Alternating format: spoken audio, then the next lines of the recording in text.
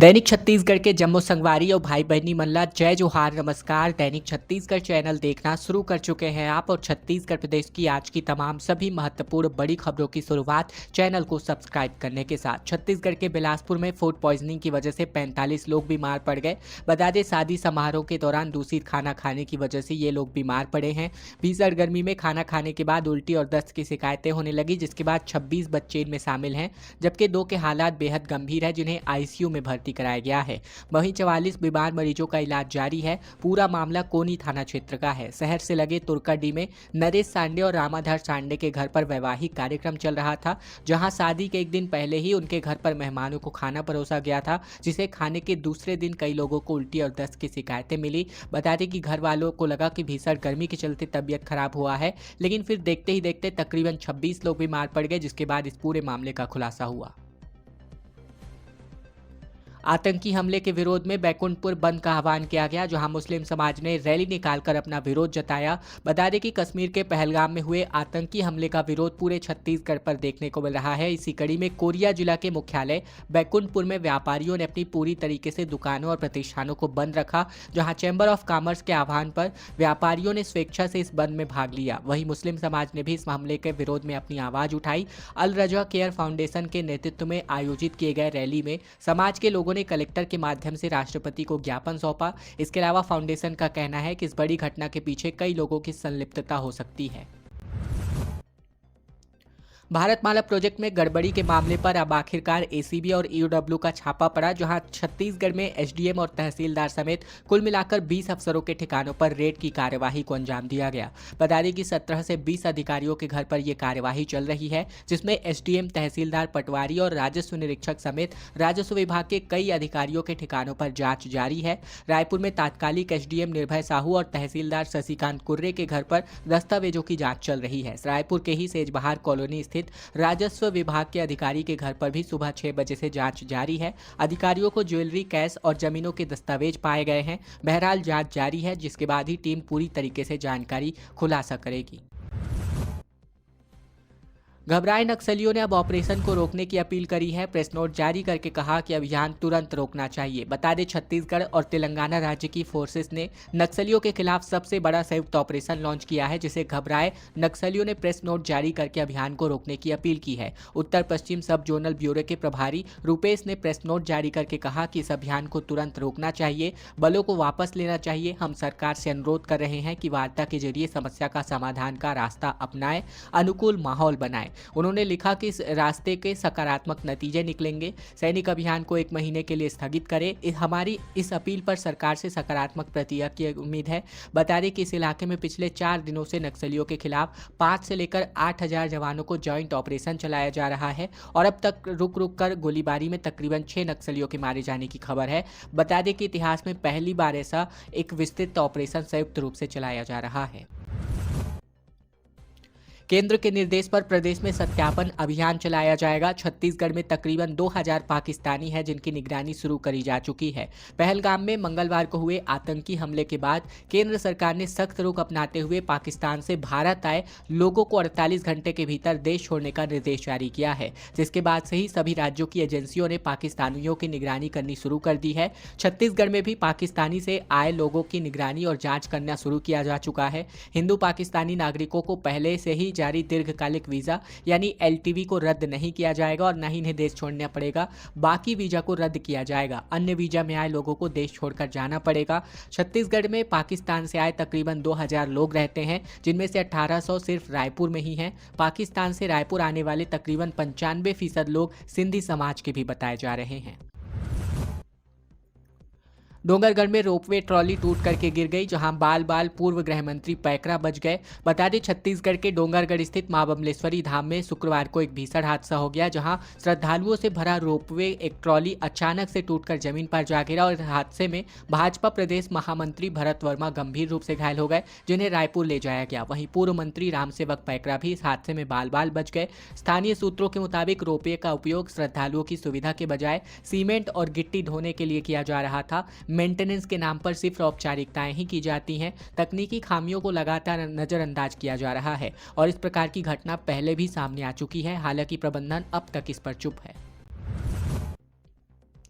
गौरेला पिंडरा मरवाही जिले में पेयजल संकट के मद्देनजर 8 अप्रैल से जल अभाव क्षेत्र घोषित किया जा चुका है, जहां बिना अनुमति नलकूप खनन पर रोक लगा दी गई है। बता दें कि जीपीएम में भीषण गर्मी के मौसम में पेयजल की उपलब्धता सुनिश्चित करने के लिए कलेक्टर लीना कमलेश मंडावी ने महत्वपूर्ण कदम उठाया, जहां छत्तीसगढ़ पेयजल परीक्षण अधिनियम 1986 के अंतर्गत पूरे जिले को 8 अप्रैल 2025 से आगामी निर्देश तक यानी आगामी आदेश तक जल अभाव क्षेत्र घोषित किया गया है और इस दौरान पीने के पानी को छोड़कर अन्य कार्यों के लिए नलकूप खनन पर रोक रहेगी। स्वास्थ्य यांत्रिकी के मुताबिक बात करें तो पूरे जिले और नगर पालिका परिषदों और नगर पंचायतों को अपने क्षेत्र में केवल पेयजल के लिए नलकूप खनन की छूट देने जा रही है। रायगढ़ में मुस्लिम समाज ने आतंकवाद का पुतला दहन किया, कैंडल मार्च निकाला गया और नारेबाजी करी गई। साथ ही आतंकियों के खिलाफ कार्यवाही की मांग करी गई। छत्तीसगढ़ के रायगढ़ में कश्मीर के पहलगाम में हुए आतंकी हमले को लेकर लोगों के द्वारा लगातार विरोध जताया जा रहा, जहां रायगढ़ मुस्लिम समाज के द्वारा कैंडल मार्च निकाला गया, आतंकवाद का पुतला दहन करके अपना विरोध जताया गया। बता दें कि शहर के मुस्लिम समाज के काफी संख्या में लोग राजमहल परिसर के पास इकट्ठा हुए, यहाँ से कैंडल मार्च निकाला गया और इस दौरान आतंकवाद के खिलाफ जमकर नारेबाजी करते हुए सभी चांदनी चौक पहुंचे, जहां आतंकी हमले में शहीद हुए लोगों की मृतात्मा की शांति के लिए श्रद्धांजलि दी गई। छत्तीसगढ़ के बिलासपुर में सेंट्रल यूनिवर्सिटी में हुए नमाज कांड के मामले में अब हिंदूवादी संगठनों का प्रदर्शन देखने को मिल रहा है और कहा कि अब तक कार्यवाही नहीं हुई। बता दें कि छत्तीसगढ़ के बिलासपुर स्थित गुरु घासीदास केंद्रीय विश्वविद्यालय में नमाज कांड का मुद्दा एक बार फिर से गरमाने लगा है। एनएसएस कैंप में छात्र छात्राओं को नमाज पढ़ाने के मामले में अब तक कोई कार्यवाही नहीं होने से नाराज हिंदूवादी संगठनों के लोगों ने यूनिवर्सिटी का घेराव कर दिया, जहां विरोध और प्रदर्शन करके कुलपति को हटाने और एनएसएस कोऑर्डिनेटर को बर्खास्त करने की मांग की जा रही है। बता दें 31 मार्च को ईद पर्व के दौरान विश्वविद्यालय के एनएसएस इकाई ने कोटा क्षेत्र के शिवतराई में कैंप लगाया हुआ था, जहां ईद के दिन पर मुस्लिम समाज के साथ साथ हिंदू समाज के विद्यार्थियों को भी नमाज पढ़ने के लिए मजबूर करने का आरोप है। छात्रों ने इसकी शिकायत कोनी थाने में की है और यह पूरा मामला सामने आने के बाद अब इस कथित नमाज कांड को लेकर शहर के बिलासपुर सामाजिक धार्मिक संगठनों में काफी आक्रोश व्याप्त है। और अब खबर छत्तीसगढ़ के कोरबा से बिलासपुर जैसे मामले को लेकर, जहां शादी में बूंदी और खाना खाकर तकरीबन 96 लोग बीमार पड़ गए। बता दें कि छत्तीसगढ़ के कोरबा जिले के भैंसमा के पहाड़ी पारा में गुरुवार को शादी समारोह के दौरान जहां मेहमानों को पॉलीथीन में पैक बूंदी परोसी गई, जिसे खाने से तकरीबन 51 लोगों की तबीयत बिगड़ गई, जिनमें से 43 बच्चे और 6 बुजुर्ग शामिल हैं। 3 बच्चों के हालात बेहद गंभीर बने हुए हैं। इसी प्रकार का मामला छत्तीसगढ़ के बिलासपुर के कोनी थाना क्षेत्र में भी हुआ था, जहां तकरीबन 45 लोग बीमार पड़ गए। यानी एक ही दिन में फूड पॉइजनिंग के मामले तकरीबन 96 लोगों के तबियत खराब होने के सामने आए छत्तीसगढ़ के बिलासपुर और कोरबा से। इसके अलावा अगर हम बात करें तो कोरबा सीएसपी भूषण ने बताया कि शादी में गांव वालों को आमंत्रित किया गया था। कुछ लोगों ने बूंदी वहीं खा ली, जबकि कुछ घर लेकर गए। प्रशासन और पुलिस के अधिकारी अब इस मामले की जांच कर रहे हैं। ग्रामीण अस्पताल के आसपास जमा होकर मरीजों के स्वस्थ होने की भी कामना कर रहे हैं। छत्तीसगढ़ में 2 महीनों से एनएचएम के कर्मचारियों को वेतन नहीं मिला है, जिस वजह से मजदूर दिवस पर स्वास्थ्य भवन का घेराव एनएचएम कर्मचारी करने वाले हैं। 2 माह से कर्मचारियों को वेतन नहीं मिलने के साथ ही सेवा शर्तों का पालन नहीं किए जाने पर राष्ट्रीय स्वास्थ्य मिशन यानी एनएचएम के कर्मचारी संघ ने मजदूर दिवस के अवसर पर स्वास्थ्य भवन के घेराव का ऐलान किया है। इस संबंध में सरकार को दर्जनों बार ज्ञापन देने के बाद भी सुनवाई नहीं होने से कर्मचारी आक्रोशित है। एनएचएम कर्मचारी संघ के अध्यक्ष डॉक्टर अमित मीरी ने कहा कि समय बड़ा विकट है। एक तरफ हम प्रदेश की आम जनता के स्वास्थ्य की चिंता में अप्रैल की तेज तपिश में अपने शासकीय कर्तव्यों का निर्वहन कर रहे हैं, तो दूसरी ओर आर्थिक सुरक्षा को लेकर भी चिंतित नजर आ रहे हैं। छत्तीसगढ़ में अब सभी सरकारी काम डिजिटली रूप से अंजाम दिए जाएंगे। मुख्य सचिव ने सभी कलेक्टरों को इस बाबत परिपत्र जारी कर दिया है। छत्तीसगढ़ के अलावा बात करें पूरे जिले में विभागीय कार्यालयों में डिजिटल माध्यम से कार्य किए जाएंगे। अंतर विभागीय पत्राचार हो या फिर नोट सीट केवल ई ऑफिस फाइल सिस्टम के जरिए ही माध्यम से भेजी जाएगी, जहां सामान्य प्रशासन विभाग ने इस संबंध में एक आदेश जारी किया है। आदेश में ये स्पष्ट किया गया है कि जिन विभागों में अभी तक ई ऑफिस प्रणाली शुरू नहीं हुई है, वहां शासकीय ईमेल के माध्यम से पत्राचार किया जाएगा। हालांकि ऐसे अर्धशासकीय पत्र या वैधानिक दस्तावेज जिनमें मूल प्रति की आवश्यकता होती है, उन्हें हार्ड कॉपी के रूप में भेजा जा सकता है। छत्तीसगढ़ के जसपुर जिले के बगीचा में इंडोर स्टेडियम को तकरीबन 2.75 करोड़ की मंजूरी मिली है। बता दें, छत्तीसगढ़ के मुख्यमंत्री विष्णुदेव साय ने बगीचा में आयोजित श्रीहरि अखंड संकीर्तन यज्ञ में शिरकत करा, जहां महाकुल यादव समाज सेवा समिति के नेतृत्व में आयोजित किए गए इस यज्ञ में सीएम ने पूजा स्थल में राधा कृष्णा चैतन्य महाप्रभु और गौरांग स्वामी की पूजा अर्चना करी। जहां इस कार्यक्रम में मुख्यमंत्री ने महाकुल यादव समाज के बगीचा के वृंदावन भवन के विस्तार के लिए तकरीबन 50 लाख रुपए देने की घोषणा करी। इसी बीच उन्होंने बताया कि बगीचा में इंडोर स्टेडियम के निर्माण के लिए 2,75 करोड़ रुपए की राशि भी स्वीकृत करी जा चुकी है। राज्य के पहले एसएसबी प्रशिक्षण केंद्र का उद्घाटन किया गया, जहां राज्यपाल रमेन डेका इस उद्घाटन अवसर पर पहुंचे। अंबिकापुर के सैनिक स्कूल, बता दें कि छत्तीसगढ़ के राज्यपाल रमेन डेका बीते दिन सैनिक स्कूल अंबिकापुर में राज्य के पहले और एकमात्र सेवा चयन बोर्ड यानी एसएसबी प्रशिक्षण केंद्र का उद्घाटन करते नजर आए। जहां सैनिक स्कूल पहुंचे राज्यपाल को स्कूल के कैडेटों ने गार्ड ऑफ ऑनर देकर के अभिनंदन किया। राज्यपाल रमेन डेका ने अपने सरगुजा प्रवास के दौरान सैनिक स्कूल अंबिकापुर का दौरा भी किया, जहां वे पूर्व राज्यपाल शेखर दत्त के बाद इस प्रतिष्ठित संस्थान का दौरा करने वाले दूसरे राज्यपाल बने। सैन्य परंपराओं से सुसज्जित परिसर में प्राचार्य कर्नल रीना सोबदी ने इनका स्वागत किया, जहां कैडेटों ने सशस्त्र बलों में भर्ती होने की प्रक्रिया के लिए व्यवहारिक और मानसिक रूप से तैयार स्थापित किए गए एसएसबी प्रशिक्षण केंद्र का राज्यपाल ने उद्घाटन किया।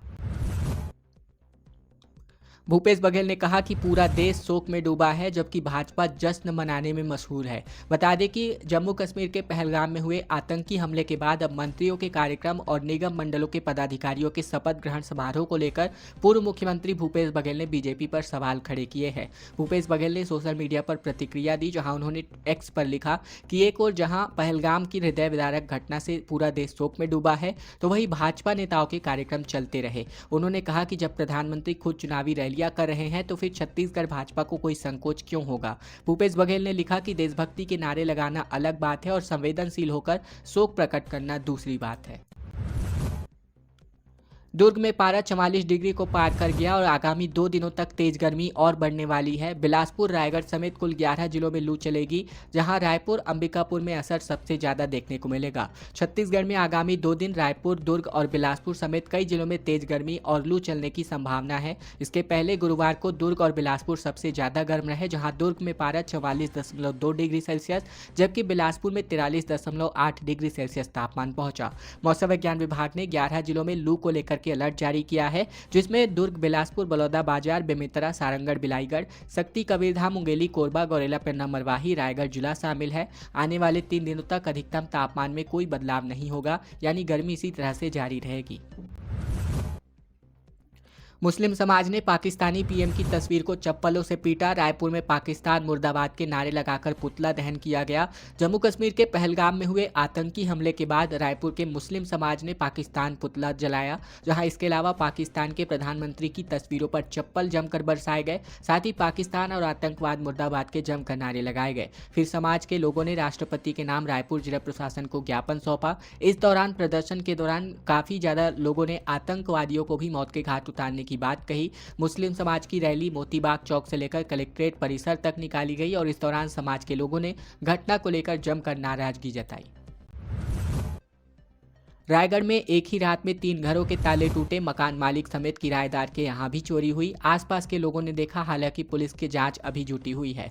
बता दें, छत्तीसगढ़ के रायगढ़ में चोरों ने एक ही रात में 3 घरों का ताला तोड़कर चोरी करी है। मकान मालिक और उसके किराएदार के साथ ही एक अन्य का घर का भी ताला टूटा, जहां लाखों की चोरी की घटना को चोरों ने अंजाम दिया है। ये पूरा मामला कोतवाली थाना क्षेत्र का है। जानकारी के मुताबिक बात करें तो जिला पंचायत सारंगढ़ में निमेश साव बाबू के पद पर पदस्थ हैं और इनका मकान केसर परिसर में स्थित है, जहां निमेश के यहां पर अपने 2 मकानों को किराए पर दिया है और कुल मिलाकर 3 घरों के यहां पर लगातार चोरों ने इस चोरी को अंजाम दिया है। पूर्व सीएम भूपेश बघेल ने आतंकी हमले में मारे गए कारोबारी दिनेश मिरानिया के परिवारजनों से मुलाकात करी और हर संभव मदद का आश्वासन दिया गया। जम्मू कश्मीर के पहलगाम में मंगलवार को हुए आतंकी हमले में रायपुर के समता कॉलोनी निवासी कारोबारी दिनेश मिरानिया की दुखद मौत के बाद पूर्व मुख्यमंत्री भूपेश बघेल उनके निवास पहुंचे। इस दौरान उन्होंने दिनेश मिरानिया की पत्नी नेहा और बेटे शौर्य से मुलाकात करी और इस त्रासदी पर शोक व्यक्त किया। इसके अलावा पूर्व सीएम भूपेश बघेल ने बारीकी से इस घटना के बारे में जानकारी ली और पीड़ित परिवार को हर संभव मदद का आश्वासन दिया गया। खबरों का सिलसिला बस यही तक का था। वीडियो अगर आपको पसंद आया तो वीडियो जरूर से लाइक कर दीजिएगा। चैनल पर अभी तक नए हैं तो चैनल जरूर से सब्सक्राइब कर लीजिए, ताकि प्रतिदिन की महत्वपूर्ण खबरें, छत्तीसगढ़ के समाचार बिना किसी रुकावट रोजाना हम आप तक पहुंचा सकें।